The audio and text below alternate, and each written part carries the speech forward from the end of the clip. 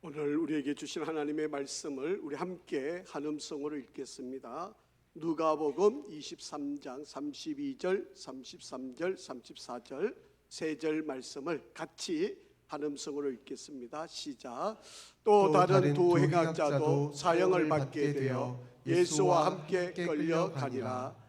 회골이라 하는 곳에 이르러 거기서 예수를 십자가에 못 박고 두 행악자도 그렇게 하니 하나는 우편에 하나는 좌편에 있더라. 이에 예수께서 이르시되 아버지 저들을 사하여 주옵소서. 자기들이 하는 것을 알지 못함이니이다 하시더라. 아멘.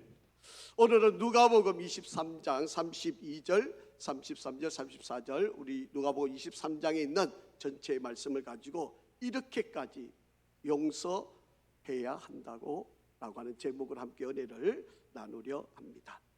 아주 짧은 글인데요, 아버지의 유품이라고 하는 글이 있었는데 이 글을 제가 읽고 감동을 받아서 여러분에게 좀 소개를 하려고 합니다. 아버지가 천국에 가셨는데 평소에 아버지가 늘 노트를 꺼내놓고 기록하는 장면을 아들이 늘 지켜보았습니다. 그래서 아버지가 돌아가시고 난 뒤에 평소에 늘 기록하셨던 그 장소 서랍을 이렇게 열어보니까 늘 기록하셨던 그 노트가 그 안에 있었습니다.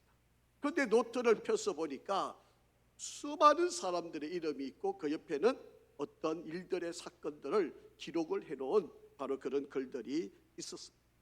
그러자 이 아들이 어머니에게 물어봅니다. 어머니, 이 많은 사람들의 이름은 왜 여기에 적혀 있는 것인가요? 라고 그렇게 어머니께 물어보았습니다. 그때 어머니가 그 아들에게 이렇게 답을 해 주었습니다. 그것은 평소에 아버지께서 크든 작든 피해를 준 사람들이란다. 그런데 아버지께서는 그 사람들을 날마다 한 사람씩 이름을 써가면서 기도를 했단다. 하나님께 말이지. 아버지께서는 그 사람들을 위해 용서와 화해의 기도를 드렸단다 라고 그렇게 말씀을 했습니다. 우리는 매주일마다 하나님 앞에 용서와 화해의 기도를 드리고 있습니다. 그런데 여러분, 과연 그 기도가 진정성이 있는 기도였던 것일까요? 우리는 기도할 때마다 하나님께로부터 용서함을 받은 우리가 우리의 형제 자매들을 용서해 달라고 기도를 하고 있습니다. 그런데 이 용서는 너무 쉽지 않은 일임을 우리는 잘 알고 있습니다.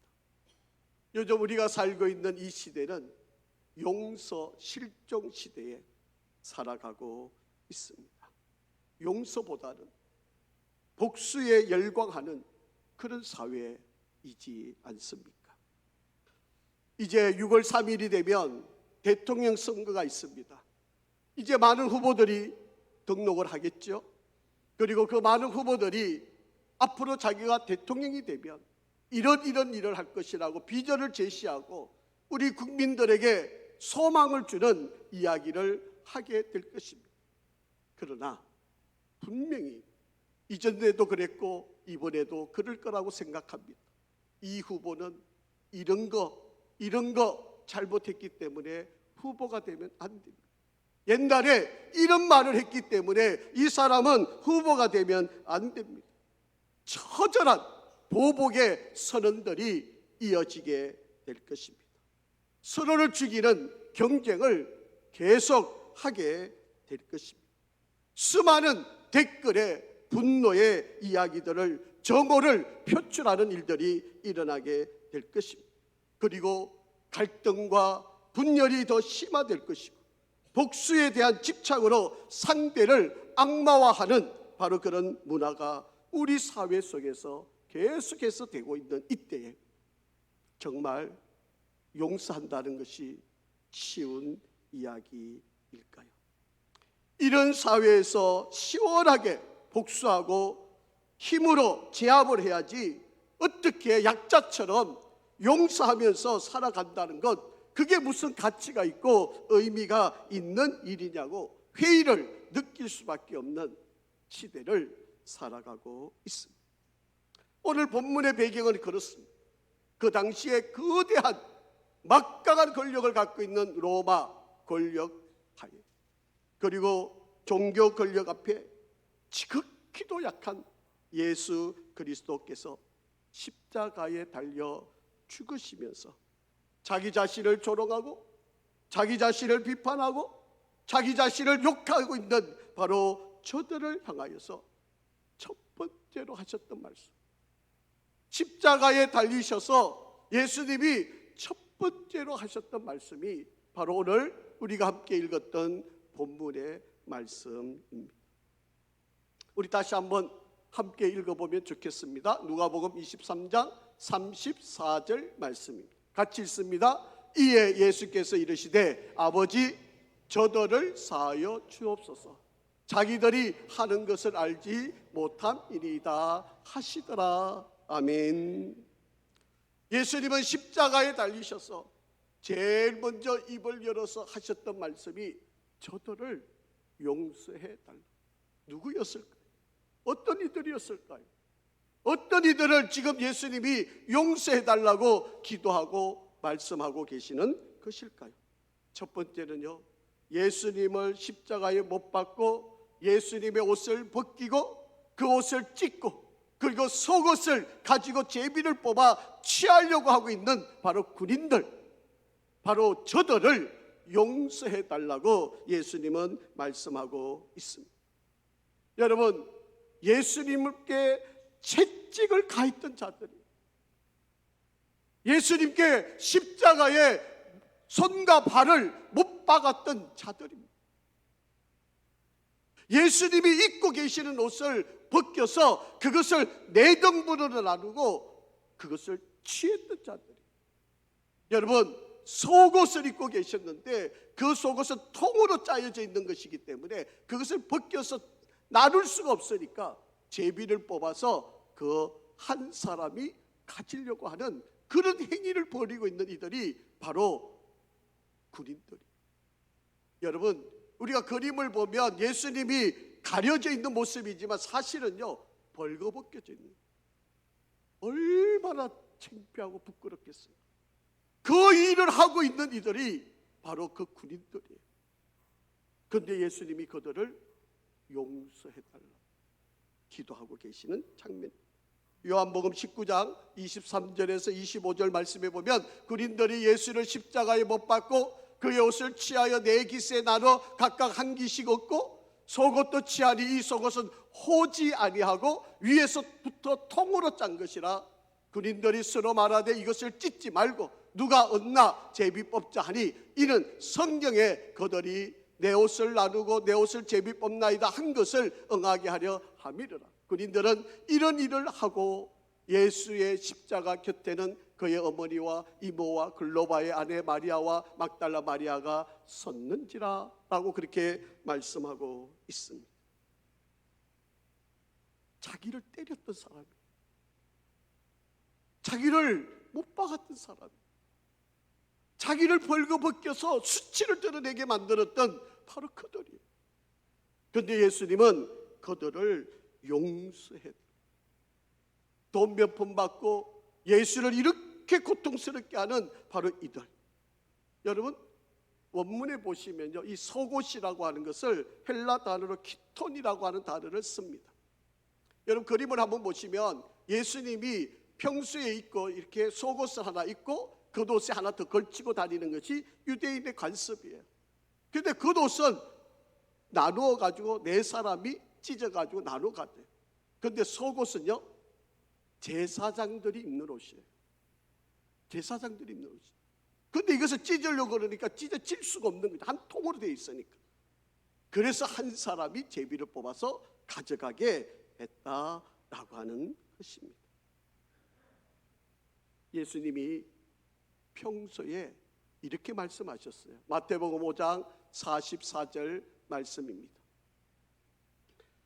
나는 너희에게 이르노니 너희 원수를 사랑하며 너희를 박해하는 자들을 위하여 기도하라라고 말씀합니다. 예수님은 십자가에서 바로 그가 하셨던 말씀 그대로 실천을 하고 있는 모습입니다. 두 번째는요, 예수님 십자가 주변에 둘러싸여 있는 구경하고 있는 사람들입니다. 35절 상반절에 보니까 이렇게 표현되어 있어요. 백성은 서서 구경하는데 라고 그렇게 표현하고 있습니다. 여러분, 예수님이 어떻게 되어 가는지를 멀리 서서 관망하고 있는 자들을 이야기합니다. 여러분, 이들은 어떤 사람인지 아세요? 오병이어의 기적을 일으킬 때 빵 조각을 얻어먹었던 사람이에요.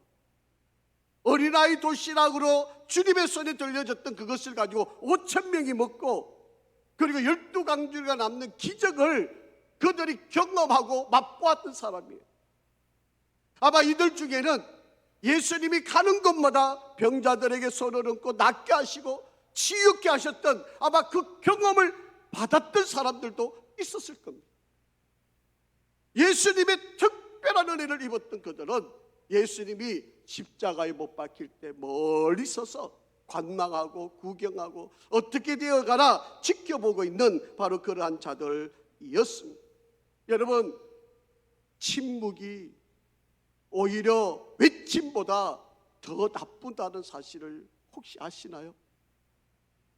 단테가 쓴 신곡이라고 하는 책에 보면요, 지옥이 있는데 이 지옥의 제일 밑바닥에 들어가는 사람이 어떤 사람이냐, 지옥의 가장 어두운 자리는 도덕적 위기 순간에 중립을 지킨다고 하는 말하는 바로 그런 자들을 위해 준비되어 있는 곳이다. 그렇게 이야기할 정도로 침묵과 관망은 아주 심각한 죄가 된다는 사실을 우리는 기억해야 됩니다. 여러분, 주님의 은혜를 받았던 사람들, 그런데 그들이 지금 가만히 있는 이 모습을 보고 용서하실 수 있을까요? 여러분, 세 번째는 이런 부류자들도 있었습니다. 오히려 예수님을 향하여 손가락질하고 비난하는 관리자들도 있었다라고 하는 겁니다. 여러분, 35절 중반 부분에 보시면 관리들은 비웃어 이르되 라고 그렇게 표현되어 있습니다. 여러분, 예수님이 십자가에 달렸는데 처절한 고통을 당하고 계시는데 바로 우리 때문에 아무 죄가 없으신 예수님이 십자가에 달려서 죽음을 당하고 있는데 그것을 지켜보면서 오히려 손가락질하고 비난하고 저주를 퍼붓는 바로 그런 자들이 있었다라고 하는 이야기입니다. 뭐라고 말하는지 아십니까? 만일 당신이 하나님이거든, 하나님이 택하신 자이거든, 당신도 구원하고, 당신이 그리스도라고 하면 한번 구원해봐라. 그렇게 예수님을 향하여서 손가락질하고 비난하는 바로 그들. 여러분, 여러분이라면 용서가 될 수 있을까요? 심지어는 십자가에 달려있는 예수님의 좌편 우편에 두 강도들의 비난의 소리가 있습니다. 39절에 보니까 달린 행악자 중 하나는 비방하여 이르되 네가 그리스도가 아니냐, 너와 우리를 구원하라 하되 라고 그렇게 이야기를 합니다. 자기는 엄청난 죄를 지어가지고 마땅히 사형을 당해 죽임당해야 할 사람이기 때문에 십자가에 달려 죽었는데 예수님을 향하여서 비난하고 손가락질하고 있는 바로 그런 광경이 바로 기록이 되어져 있습니다. 여러분, 우리는요, 조금만 무시당해도 참을 수 없잖아요. 거부당하고 비난받고 모욕당하고 학대당하고 고문당하고 버림받아도 우리는 용서할 수 없는 우리들 아닙니까? 예수님은 용서하라고 말씀하신 그대로 그 고통 가운데서, 그 아픔 가운데서, 그 십자가에서 용서를 실천하고 있는 것을 볼 수가 있습니다. 용서하지 않으면 마음이 더러워지고 사탄이 틈을 타고 미워하는 사람을 닮아가게 되고 주님과 멀어지고 몸이 쇠약해지고 외롭게 되고 과거에 묶이게 되고 상처가 낫지 못하고 용서받을 수 없기 때문에 우리 예수님은 용서하라고 그렇게 말씀을 하시고 있다라고 합니다. 여러분, 왜 우리는 손해를 보면서까지 용서를 해야 될까요? 왜 예수님은 우리에게 친히 용서의 본을 우리에게 보여주신 것일까? 34절 상반절에 보면 이렇게 말씀합니다. 같이 한번 읽습니다. 이에 예수께서 이르시되 아버지 저들을 사하여 주옵소서 자기들이 하는 것을 알지 못함이니이다 라고 합니다. 여러분, 우리 사람은요 인식의 한계를 가지고 살아가는 존재입니다. 죄를 짓기 전에는요 완벽한 인간이었어요. 하나님께서 아담을 창조하셨을 때 여러분 하나님 앞에 서서도 부끄러움이 없었어요. 하나님과 대화하고 교제하는 바로 그런 관계였어요. 그리고 에덴 동산에서 마냥 행복하고 즐거운 그런 삶을 살았습니다. 하나님도 알고 세상도 즐기고 기쁨이 가득한 바로 그런 인생길을 살았습니다. 그런데 죄가 들어오고부터 이 아담은요 하나님을 피해 숨기 시작합니다. 사람을 존중하고 하나님께서 하와를 지어서 보내주셨을 때 이는 내 살 중에 살, 뼈 중에 뼈, 나의 돕는 배필이라고 존중히 여겼던 사람이에요. 그런데 이 아담이 죄를 짓고 나니까 어떻게 됩니까? 저 사람 때문에 내가 죄를 지었다고 책임을 전가해버리는 바로 그런 존재가 되어버립니다. 여러분, 하나님께 두려움이 나타나 숨어버리고 모든 죄를 다른 사람에게 전가하는 바로 그런 어리석은 짓을 인간들이 했다라고 하는 이야기입니다. 그래서 용서가 쉽지 않아요. 우리에게 죄가 들어온 이상 이 죄 때문에 우리는 남을 용서한다는 것이 있을 수 없는 바로 그런 이야기입니다. 여러분, 용서할 수 있다는 마음은요 내가 아무런 대가 없이 하나님께서 나를 사랑하신다고 하는 것을 깨닫는 자만이 용서를 하실 수 있다라고 하는 것입니다. 그런데 우리가 남을 용서한다는 것이 얼마나 어려운지 모릅니다. 여러분, 예수님 십자가의 이 용서는 흔적이 남지 않는 용서입니다. 어떤 조건을 내걸고 하는 용서는 아닙니다. 뒤끝이 남는 그런 용서가 아닙니다. 동에서 서가 먼 것 같이 우리의 모든 죄를 다 기억하지 않는 용서입니다. 자, 성경 한번 읽어볼게요. 이사야서 43장 25절 말씀입니다. 시작. 나 곧 나는 나를 위하여 허물을 도말하는 자니 내 죄를 기억하지 아니하리라. 아멘. 우리 하나님은 용서하시는데 너의 허물을 어떻게 한다고요? 도말하신다는 거예요. 여러분, 도말이란 말을 원문으로 찾아보면 이런 뜻이 있습니다. 우리의 죄를 이 종이에다가 다 기록하는 거예요. 내가 이런 죄, 몇 월 며칠 날 이런 죄를 지었고 이렇게 했고 이런 거를 이 종이 하나에 다 기록되겠습니까? 앞뒤 다 적어도 모자라겠죠. 수십만 장을 지어 우리가 할 수도 있어요.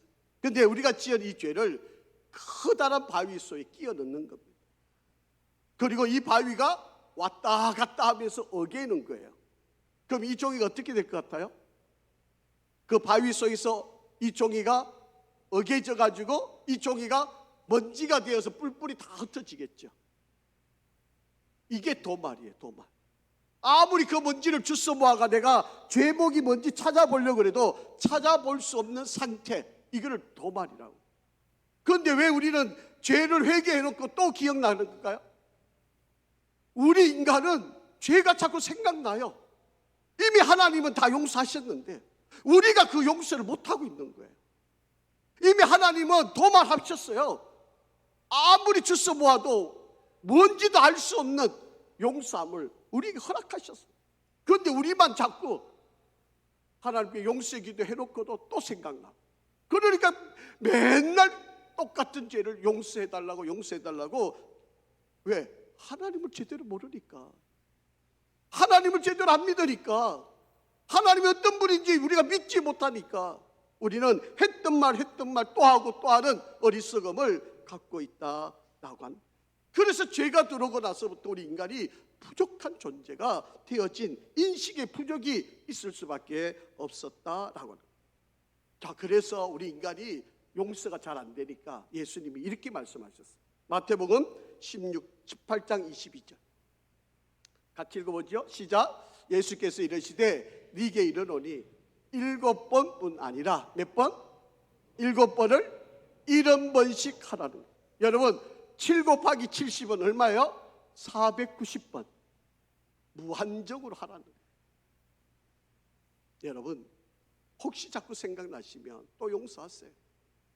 물론 하나님은 다 용서하셨어요.